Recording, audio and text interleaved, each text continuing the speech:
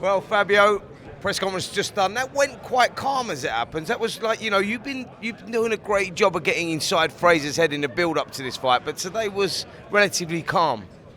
Yeah, I don't want to be too predictable. A lot of people always expect me to pull out some sort of game, some sort of trickery.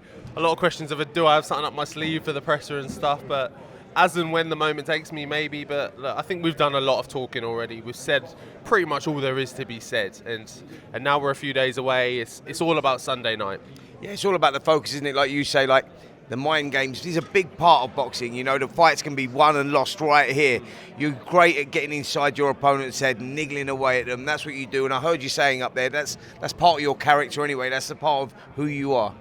Yeah, it's massive for me that everyone always asks me and like, what's your plans? What are you doing? Like, what are you gonna do? And it's not for anyone else. It's for me. Like, you see me on day to day with my team. I'm having laughs and jokes with them as well, and I'm gonna do the same thing. All I'm gonna be is me. I'm not a character. I'm not gonna be anything different. I'm just gonna have fun with this and enjoy it as much as I can. I mean, there's been a lot of talk in the build-up to this one about Frazer and his extensive amateur career and 8 fights. Is it too soon? Where do you see him sat in this one now? He's trying to become the fastest ever British heavyweight champion. We're doing it in his 9th fight. Do you think it's too soon for him?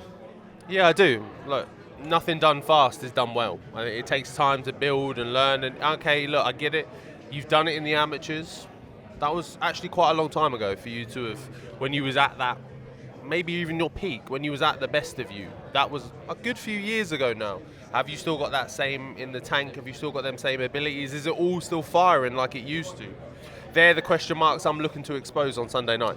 I mean, you've been there, seen it, done it as a professional now. You've had that coming of age fight against Nathan Gorman, winning the British title. Last time out, winning the Commonwealth title against David Adelaide out in Saudi Arabia. You've done it again. You proved that you've got that toughness, that explosive power, and you can ride through some heavy moments.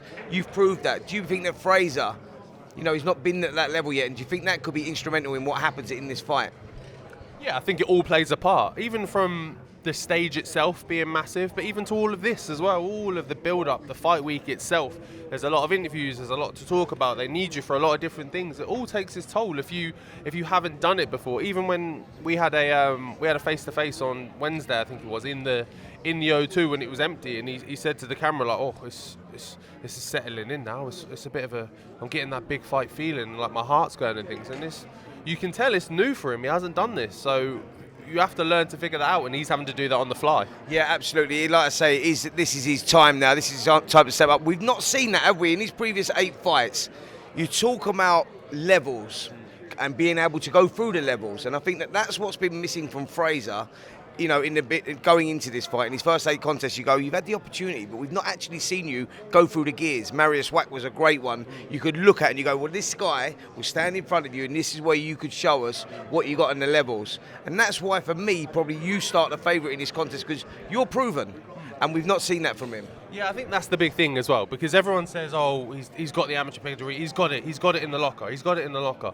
Why haven't we seen it then? What does it ultimately? I had this conversation with someone yesterday, and I was saying, look, if you've got all the skills in the tank, you're not only just going to pull them out on the big nights and big occasions. Prime example of that is Ben Whittaker. He does all of the moves he does and pulls off, and all the little tricks and the showboating and everything with the opponents he's fighting now. And I guarantee you he'll be doing them when he's fighting a much higher caliber of opponent, because he's got those, he's confident in himself. If anything, you try them all out now, and we just hasn't seen it when he's been fighting these low-level opponents. Sure, I mean, fight goes ahead, Easter Sunday.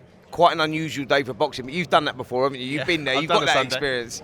Yeah, so, again with Frazer, again about the opportunity. Where do you go here if you come through this one on Sunday? Because you're 17-0 now, 16 KOs. Where do you go now? You'll be looking to kick on from British and Commonwealth. You're going to want to go up the next level. Is it the European route? Are you looking to get in the mix out there with the Saudis and with what's going on there, with the landscape of the heavyweight division? I mean, what is the ideal roadmap for you?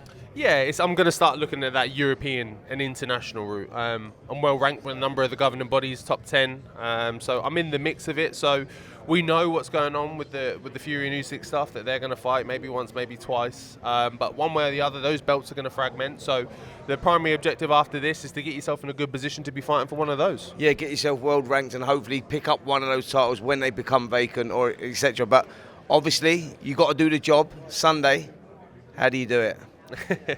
Same way I always do it, with a little bit of flair, a little bit of entertainment, and a big knockout. Now, I asked you the other day, didn't I? He said that he's prepared to get down in the trenches. I asked you the same question. Are you ready to get down in the trenches? And your answer was exactly what you're doing now. I said that was a silly question. I'm always ready to get down in the trenches. I love it. Brilliant. Well, listen, can you do us one big favour before we go? Look down that lens and tell the talkSPORT listeners and viewers why they should tune in on Sunday. talkSPORT listeners and viewers, tune in Sunday night, 31st of March. It's going to be a massive fight. Frazer Clarke, Fabio Wardley, belts on the line, all the marbles. We're going to get it on, and Fabio Wardley's coming out on top with a big KO. Mate, you done that better than I could have. Well done there, my man. Well Go for your job.